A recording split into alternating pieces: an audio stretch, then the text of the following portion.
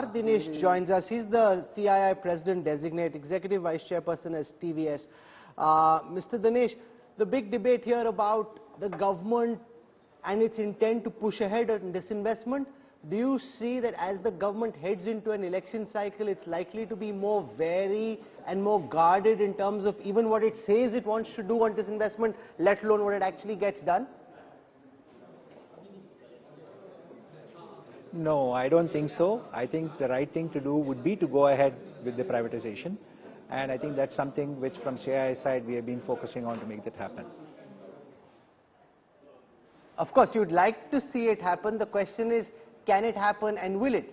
Also give us your broad sense of what you think is most likely to happen. You've had multiple interactions with officials in the finance ministry. What's your best sense of what you think is most likely to happen in this budget, Mr. Dinesh? No, I think there will be continuity. Obviously, there will be focus on making sure we are able to cover, or the government is able to cover the gaps which have been there. But having said that, I think we are coming out of, I would call it, COVID, and also have a rare opportunity where India is maybe the best performing economy. Therefore, I believe that this budget will continue to focus on growth and continue to make the right steps forward to get the growth further kick-started. Okay, we leave it there. Thank you for joining us. We have about half an hour to go. I want to speak for a moment about the GDP growth forecast. The economic survey that came out yesterday. Udayan, you want to come with me to the Budget Intelligence Dashboard, and we'll take our viewers through what the economic survey is saying about India and about what the IMF, the International Monetary Fund, is saying about global growth. So we'll spend a moment on that and how the Indian economy is performing relative to the world. The economic survey put out yesterday projects that the Indian economy will grow at 6.5%. That's half a percent point down from the economic growth expected in the current fiscal, which is expected to end at about 7%. Now, in the next graphic that you'll see, you'll compare with countries worldwide. Data put out by the International Monetary Fund in its World Economic Outlook, which says India could be the fastest growing economy in the world, 6.1% versus 5.2% in China, the UK in negative, Russia at 0.3%, the United States at 1.4%. The government will cite this to say, Udayan, that hey, we're the fastest growing economy in the world and we're doing a great job relative to what else is happening in the world. See, there are two issues out here, Rahul. First of all, everything should not be seen relative to others, but relative to what you are coming off from. So the delta in India is negative right now, going into next year. So we'll probably be lucky to get 6% growth, and that should not be something that we should not be concerned about, because it is very material to the budget making process.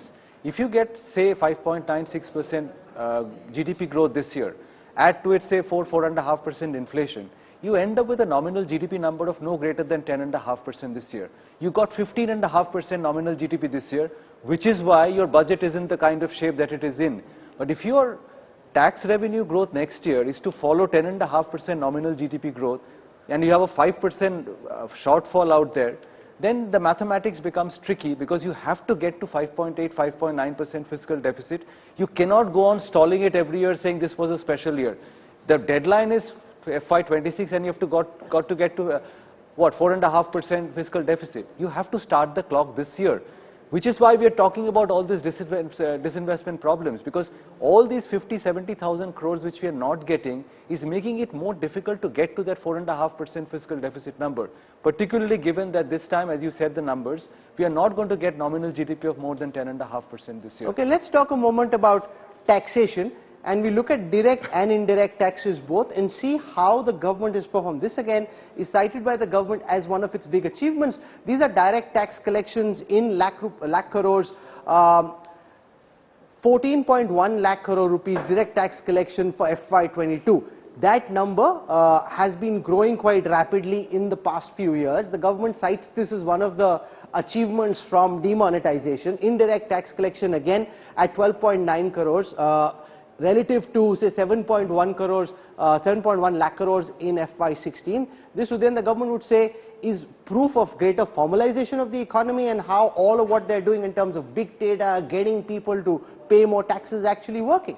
No, some amount of formalization is happening, there's no doubt about that. The GST is a success, the numbers have grown considerably, but that's all backward-looking data. I'm saying once we are talking about the next year, you're not going to get this 20 to 25% growth in GST, income tax, corporate tax. None of it will happen. Corporate earnings will grow at probably 14-15% this year. your tax growth will be 14-15%, not the 22% that you got last year. So once you look ahead, the numbers probably don't look as rosy as they looked in the previous year. Now, I think what we have to admit is that because of all the reforms that have been done on the taxation side, the tax buoyancy of the Indian economy has gone up. Yeah. So, earlier it was 1.1, 1.2, etc., etc. We've seen this time that it's, and that higher tax buoyancy is going to be some comfort even in the coming year. But this is the argument that P. Chidambaram makes. If you see what he tweeted and what he's been saying in general, is that the economic survey is made looking at the rearview mirror rather than looking at the windshield, looking out into the future, which is the point that Udayan is making as well. Udayan is doing, but Udayan is starting off with the basic premise that the GDP growth rate will be 6%. The economic survey says that it will be between 6 and 6.8%. Now, I think if you go by 6.5 and you add another 4.5% of inflation, you get a 12%. No, 11%. 11%. And if you get a tax buoyancy of 1.5, then your tax revenues can go up by about 13%.